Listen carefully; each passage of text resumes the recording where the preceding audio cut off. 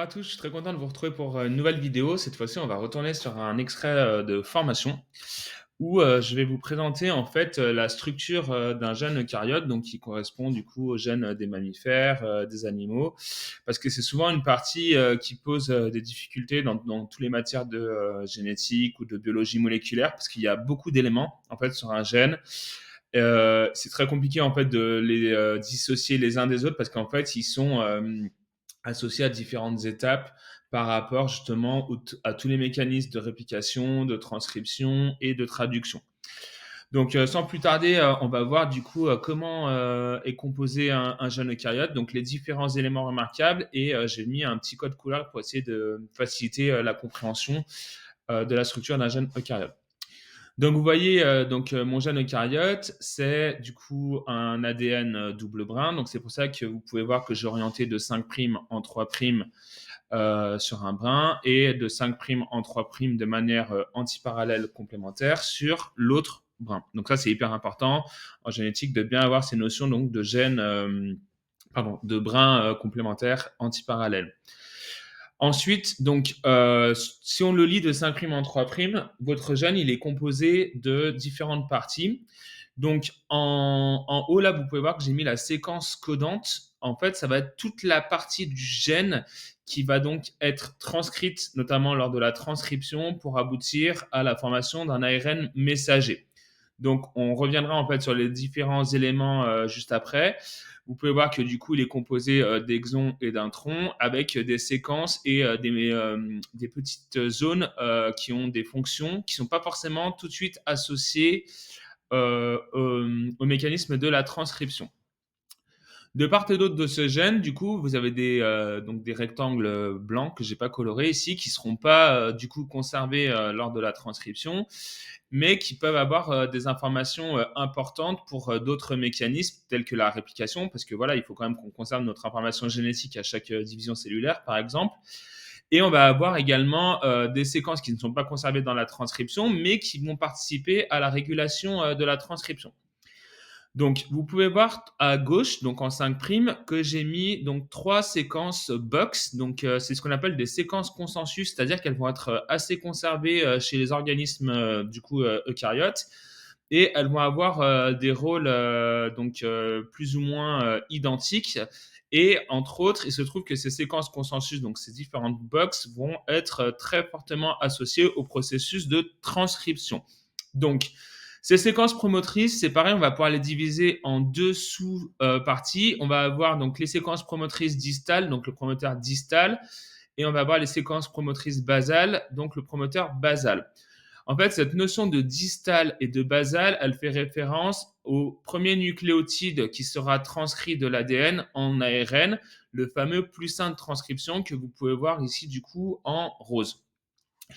Donc, plus c'est proche du plus 1 de transcription, du coup, plus on dit que ça va être basal, et plus c'est loin et plus c'est éloigné, donc c'est distant, donc c'est le promoteur distal.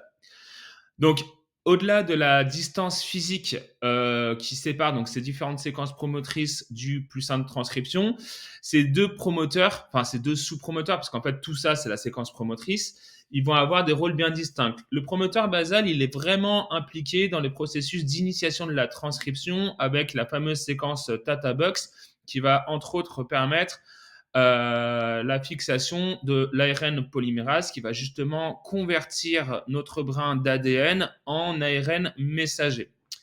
Alors que le promoteur distal, il est donc plus éloigné, comme je l'ai déjà dit, lui va contenir des séquences de régulation d'initiation de la transcription, c'est-à-dire qu'en fait, il va pouvoir dire à l'ARN polymérase si elle doit produire beaucoup d'ARN messager ou au contraire pas beaucoup d'ARN messager selon en fait le but final de cette transcription qui aboutira par la suite à une traduction et donc à la formation d'une protéine pour savoir du coup s'il en faut beaucoup ou pas beaucoup.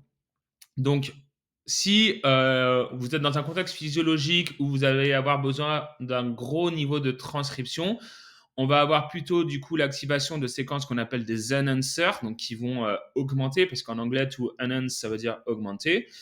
Et si au contraire, vous voulez par exemple arrêter la transcription ou la diminuer fortement parce que votre processus physiologique s'est arrêté, vous allez avoir du coup des séquences qu'on appelle des silencers qui cette fois-ci vont donc stopper, inhiber la transcription de votre ADN. Donc voilà pour la partie séquence promotrice. Ensuite, comme vous pouvez le voir, vous avez donc du coup la partie donc séquence codante là que je vous ai mis avec un trait gris. Ça, c'est vraiment tout ce qui va être conservé dans le passage donc de cet ADN double brin vers l'ARN messager par le processus de transcription. Donc ça, c'est hyper important de retenir que la séquence codante, voilà, c'est toutes ces séquences-là avec tous les éléments que vous pouvez voir dedans, comme le 5' UTR, la petite séquence ATG, donc on verra à quoi ça va servir, les introns, donc les exons, les petites séquences TGA, TA, TAG, pareil qu'on va voir par la suite, le 3' UTR et la petite séquence rose qu'on va voir par la suite. D'accord ? Donc, en fait, ce passage du coup d'ADN à l'ARN messager, donc ça va être la transcription, comme je vous l'ai déjà dit. On va aboutir à un pré-ARN messager.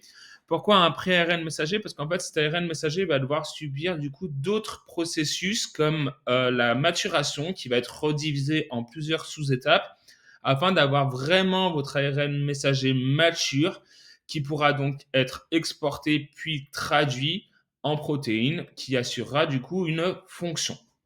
Donc voilà pour la structure d'un gène eucaryote.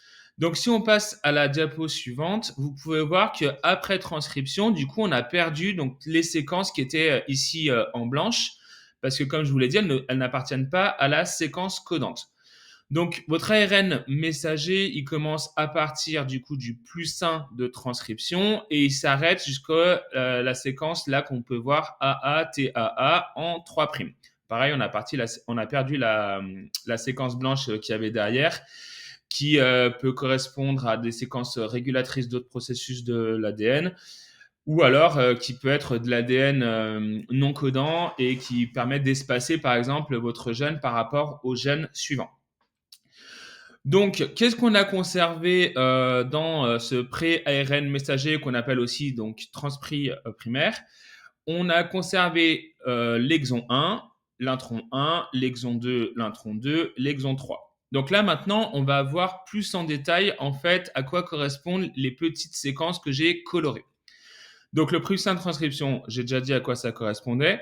Le 5' UTR, qu'est-ce que c'est? Donc 5' UTR, en fait, c'est un sigle pour Untranslated Region. Donc en français, région non traduite.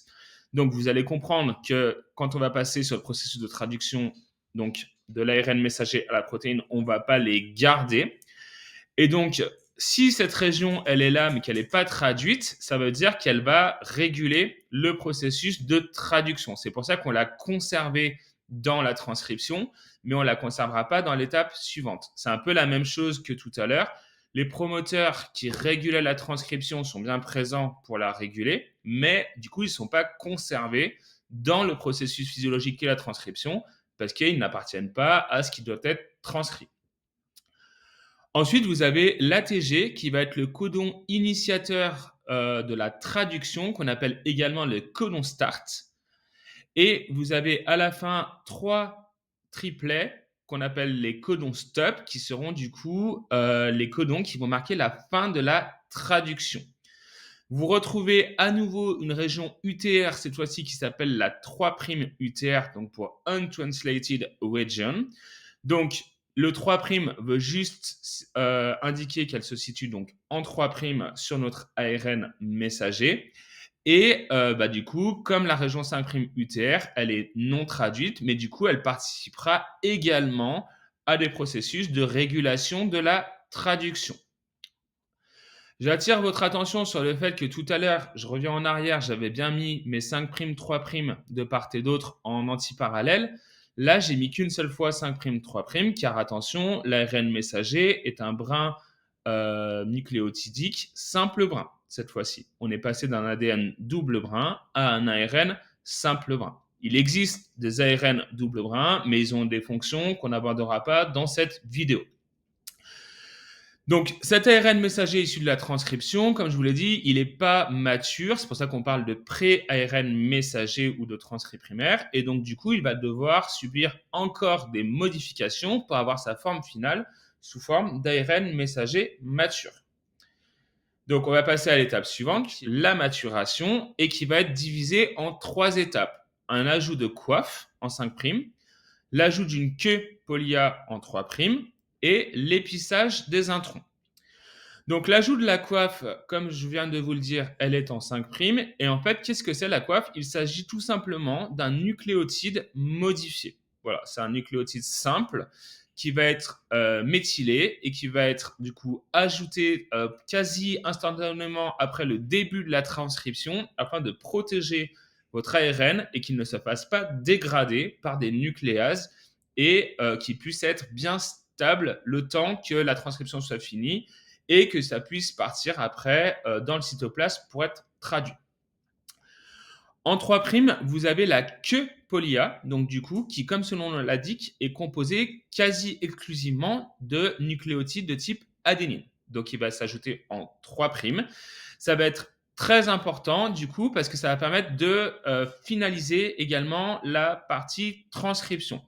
Donc, cette queue polia, en fait, comment on sait où elle va être ajoutée? C'est parce que justement, comme je vous avais mis sur la diapo précédente et même la toute première, la fameuse séquence AATAA, c'est ce qu'on appelle du coup un signal de polyadénylation, c'est-à-dire un signal d'ajout de queue polia. Donc c'est comme ça en fait que notre cellule, au niveau de son noyau, elle sait où elle doit ajouter la queue polia et du coup ça constitue un deuxième signal de maturation qui signifie que notre ARN va être de plus en plus mature et donc opérationnel pour être traduit dans le cytoplasme par un ribosome en protéines. Dernière étape de la maturation, vous avez du coup l'épissage des introns qui va consister à retirer ces introns, d'accord, qui sont des séquences non codantes et du coup qui vont être excisés par des mécanismes moléculaires que j'aborderai pas dans cette vidéo, qui sont un petit peu plus complexes et qui pourraient faire l'objet d'une vidéo intégrale. Parce que le mécanisme moléculaire est vraiment pas très simple à comprendre. Il y a des séquences qui sont conservées également dans les introns qui expliquent comment en fait on arrive à les retirer. Je vous donne un tout petit moyen mémotechnique pour retenir que les introns sont ceux qui sont retirés. Moi, je dis à mes étudiants en cours que intron égale intrus. Et donc, du coup, c'est comme ça qu'on retient qu'il faut retirer ces séquences. Ce qu'il faut savoir, c'est que du coup, vos exons vont être fusionnés les uns aux autres. Donc, vous voyez, les exons 1, 2 et 3 sont collés les uns aux autres. Et du coup, là, votre ARN est bien mature et va pouvoir être exporté dans le cytoplasme pour être traduit. Ce que je n'ai pas mentionné sur sur ce schéma, c'est qu'en fait, à la jonction des deux exons, vous allez avoir en fait des dépôts de protéines qui s'appellent des EJC pour justement bien valider le fait que l'épissage il est terminé et que du coup votre ARN messager est bien mature cette fois-ci et prêt à être envoyé dans le cytoplasme via les pores nucléaires pour être traduit par les ribosomes. Donc voilà pour cette vidéo qui est un peu plus courte que d'habitude. C'était vraiment pour remettre en fait les différents éléments d'un gène eucaryote, vous expliquer pourquoi en fait c'est aussi complexe au départ. C'est parce qu'en fait votre séquence d'ADN elle porte toutes les informations pour tous les processus du coup de réplication, de transcription et de traduction. C'est pour ça que vous avez des emboîtements de séquences les uns dans les autres. Et là, du coup, j'ai essayé de vous faire un petit code couleur pour vous mettre en évidence les différents éléments, plutôt à quoi ils correspondaient dans les processus physiologiques. J'espère que cette vidéo elle a été claire pour vous et qu'elle vous a plu. Si vous avez des questions, n'hésitez pas à me les mettre dans les commentaires. Ou si vous avez besoin que je fasse d'autres vidéos de formation sur ce type de sujet, pareil, n'hésitez pas à le mettre dans les commentaires. Je vous souhaite une très belle journée et je vous dis à très bientôt. Au revoir.